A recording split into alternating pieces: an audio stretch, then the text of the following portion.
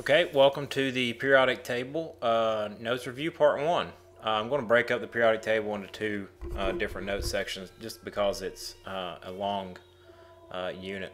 So anyway, we'll start off with how the elements are organized. We'll have to start with the guy who gets a lot of the credit for organizing the elements in what we consider the modern day periodic table, and that guy's name is Mendeleev. He's a Russian chemist and teacher, and he's the one that first started developing a way to organize the elements into what is kind of similar to what we have now. It doesn't look exactly like what we have, but anyway, he gets a lot of the credit. He's not the only person to organize the elements, but he's typically the guy that's mentioned. He organized them into elements, or the elements into rows, in order of increasing mass. We'll kind of see how that compares to what we have now. Here you see like a representation of them in Lego form. This is actually Mendeleev's as an example of what his original table looked like, and it does not look exactly like ours, as you'll notice, but it's somewhat similar. And he ordered them by increasing mass. Like I was saying, we don't organize them that way now. They're organized now by atomic number, which basically works the exact same way, but either way, we don't really organize them by the same thing. He has masses increasing from top to bottom, and he went left to right just like we do now. He even left spaces for elements that weren't discovered yet, just based on the masses. You know, you can see potassium has 39 and calcium has 40.1, and then the next known element was titanium at 47.9. Mendeleev was clever enough to realize that probably another one there, so he left spaces. Very smart guy.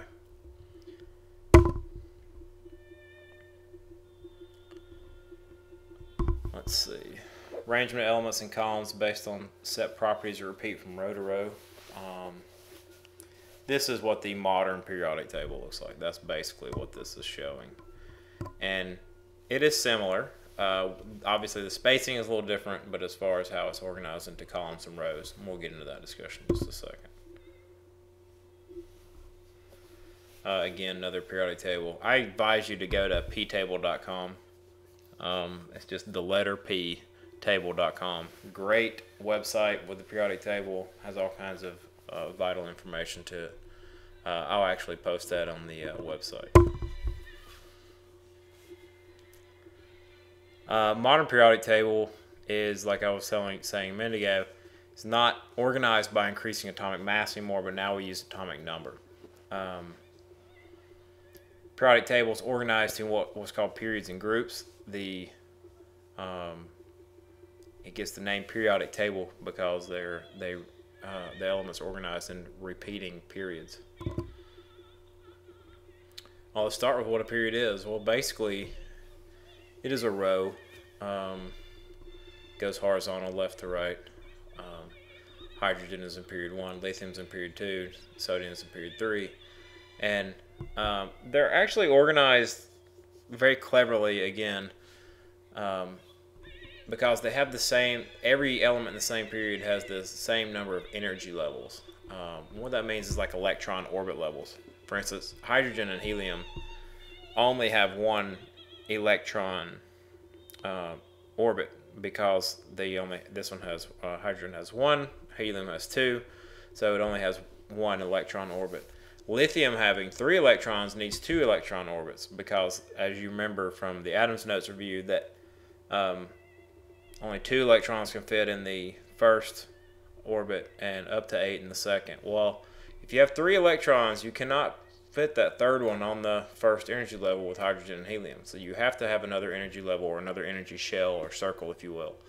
That's why lithium is in the second period, because it has 2 energy levels all the way across the neon, which also does. And again, they repeat with the same periodicity, which is technically a term, right? Based on these energy levels. Hence the periodic table.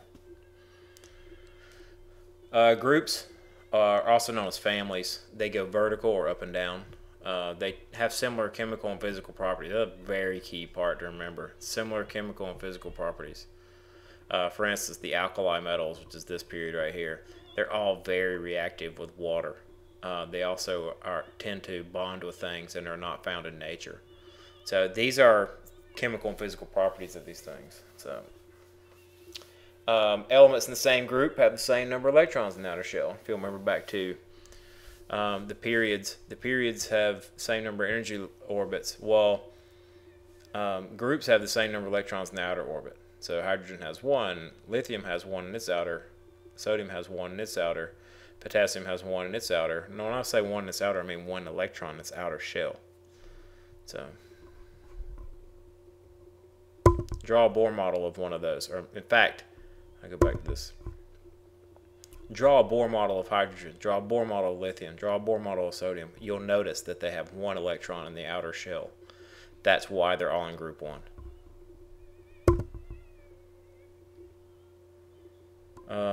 Let's see. That's nothing major. You have different classes of elements. They're classified as metals, non-metals, or metalloids. Metals are things you know about. They tend to be good conductors of heat and electricity. All of them are solid at room temperature with the exception of mercury. Mercury's atomic symbol Hg.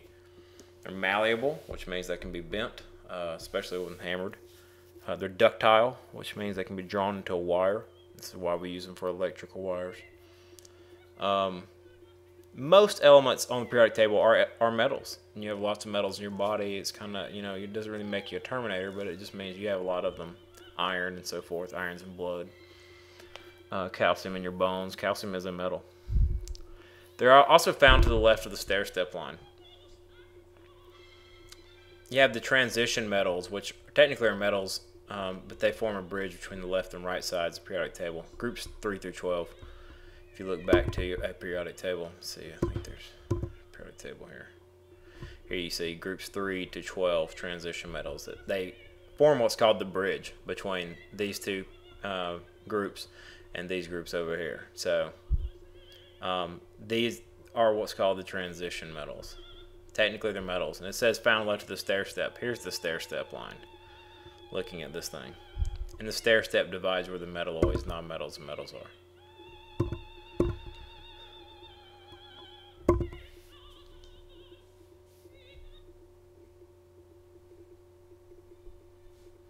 Okay, you have non-metals.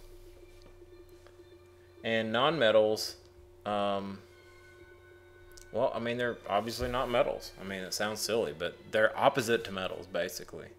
They're not good conductors of heat and electricity. A lot of them are gases, but some of them are not. Like carbon is not a gas, but it's not a metal. If they're solid, they tend to be brittle, which means they break or shatter when broke.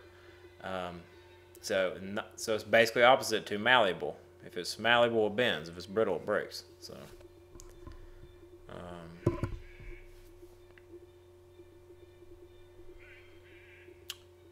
you have metalloids, which are these kind of weirdo things found right along the stair-step line that are between metals and non-metals. They have properties that are similar. They will somewhat conduct electricity. They will somewhat conduct heat, but they will not conduct it as well as a metal. They will conduct heat and electricity better than a non-metal, but not as good as a metal. So some are ductile, some are malleable, some are not. So they're kind of just a weirdo leftover category. And if you look at the periodic table, they're really in the middle between metals and non-metals. It's basically where elements start changing to a non-metal format. See here, you have right here is the stair step, and you see the non-metals are right here. All these are metals, so you go metals, and then it's kind of like, yeah, they're kind of metals. They're kind of weirdo things here. They kind of conduct electricity, and then you have these over here that are like, oh man, these don't conduct electricity at all. So you have the non-metals. So, oh, here's a better picture because you see the stair step a little more profound. These are what's sometimes referred to as poor metals. You can see here, they're referred to as poor metals because they're not really good at conducting and stuff compared to other metals. Then the stair step being right here where the poor metals and the metalloids kind of break. You can kind of see right there. It's called the stair step, obviously, because it's like stairs. So these are metalloids, and then you have the non-metals over here. This is from P-table Sorry, I'll go back to that. This is from ptable.com. You can see it right here. Great website. On the website, you can actually click one of these, and it'll bring you to Wikipedia and tell you everything you want to know about an element. It's very cool. Groups are numbered 1 through 18. They're also numbered with Roman numerals and letters A and B, but I'm not really going to get into that.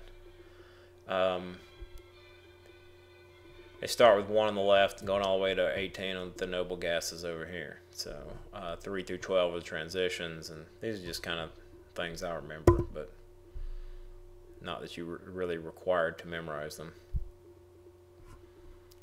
Let's see here.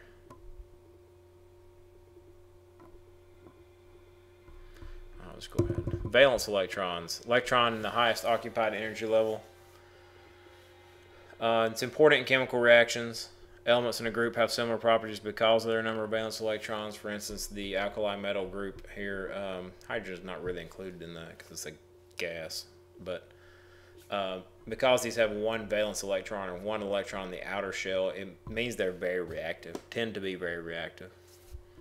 Really it's important in chemical reactions as far as when they bond with other things. So.